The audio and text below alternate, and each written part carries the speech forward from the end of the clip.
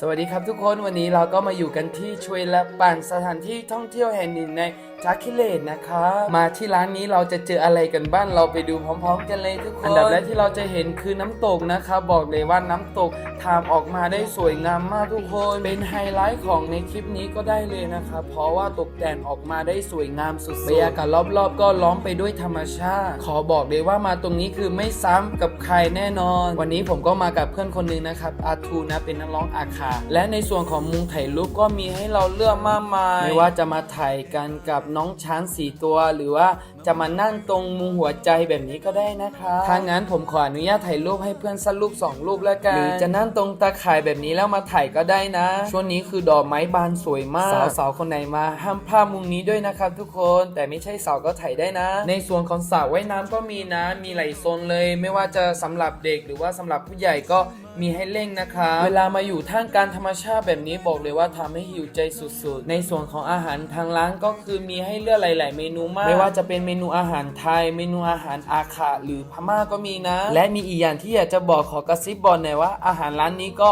อร่อยไม่แพ้ที่ไหนเหมือนกันนะครับทุกคนเมนูแต่ละอย่างคือราคาคือถูกมากทุกคนถ้าเทียบกับสถานที่ท่องเที่ยวอื่นๆนะบอกเลยทั้งโต๊ะนี้ทั้งเบียร์ทั้งทุกอย่าง1 แบงค์เทามีทอนทุกคนดูมาถึงตรงนี้แล้วอยากทราบกันใช่ไหมครับว่าสถานที่ท่องเที่ยวแห่งนี้ตั้งอยู่ตรงไหนมาตามผมมาทุกคนเดี๋ยวผมจะพาทุกคนไปส่งที่ท่องเที่ยวแห่งนี้นะครับเราจะเริ่มออกเดินทางมาจากวงเวียนทักขิเลด่านแม่สายทักขิเลนะครับแล้วก็ยิงตรงมาเลยนะครับทุกคนจนกว่าจะเจอปั๊มน้ำมันนะครับทุกคนขับไปอีกแป๊บนึงเราก็จะเจอด่านตรงนี้นะคะมาถึงด่านนี้ทุกคนก็บอกเขาไปว่ามาที่ร้านชเวละปั่นแค่นั้นพอนะครับทุกคนก็ตรงมายาวๆได้เลยขับมาสักพักเราก็จะเจอป้ายทักขิเลโยนะครับผมก็ยินยาวเลยทุกคนก็ไม่ต้องโค้งไม่ต้องเลี้ยวเลยนะขับจากวงเวียนมาก็จะประมาณเรา10 กิโลนะครับผม10 ถึง 15 นาทีนะถ้ารถไม่ติดมากนะแล้วเราก็ถึงจุดหมายสักทีนะซ้ายมือจะเจอป้ายสีฟ้าแบบนี้เลยจะเขียนไว้ว่าชเวละปั่นงั้นสำหรับคลิปนี้ขอตัวลาแค่นี้ไปก่อนบ๊ายบาย